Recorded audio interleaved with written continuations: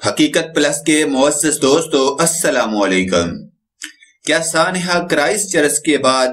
300 سے زائد افراد نے واقعی اسلام قبول کر لیا؟ سوشل میڈیا پر وائرل ہوئی اس ویڈیو کی کیا حقیقت ہے؟ مزید ڈسکس کرنے سے پہلے آپ سے گزارش ہے چینل کو سبسکرائب کر کے بیل کے نشان کو دبا دیجئے۔ نیوزی لینڈ کے شہر کرائسٹ چرچ کی مساجد پر سفید فام انتہا پسند کی اندھا دھند فائرنگ سے 50 مسلمانوں کی شہادت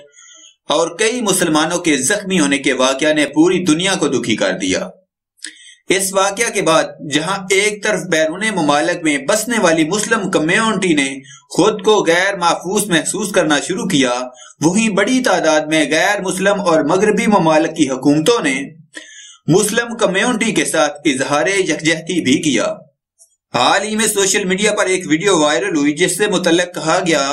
کہ سانحہ کرائسٹ چرچ کے بعد 300 سے زائد افراد نے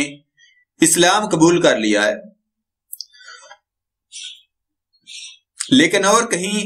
اس عمل کے شواہد نہیں ملے۔ اس حوالے سے غیر ملکی خبر ایجنسی نے تحقیق کی تو یہ بات سامنے آئی کہ سوشل میڈیا پر وائرل ہوئی یہ ویڈیو سانحہ کرائسٹ چرچ کے بعد غیر مسلموں کے دائرہ اسلام میں داخل ہونے کی نہیں بلکہ 24 نومبر 2007 کی ہے۔ اس ویڈیو سے متعلق تحقیق کے بعد یہ بات سامنے آئی کہ ویڈیو میں موجود شخص پیری ووگل ہے جو خود کو مسلمان کہتا ہے، جبکہ اس کے آفیشیل فیس بک پیج پر اس کا تعارف جرمنی کے معروف اسلامی مبلغ کے طور پر کروایا جاتا ہے۔ پیری ووگل سے اس حوالے سے بات رابطہ کیا گیا تو انہوں نے بھی اس ویڈیو کے پرانا ہونے کی تصدیق کی اور کہا کہ میرے خیال میں یہ ویڈیو پرانی ہے اور اب اس کے وائرل ہونے کی وجہ شاید یہ ہو کہ اسے علامتی طور پر شیئر کیا جا رہا ہو۔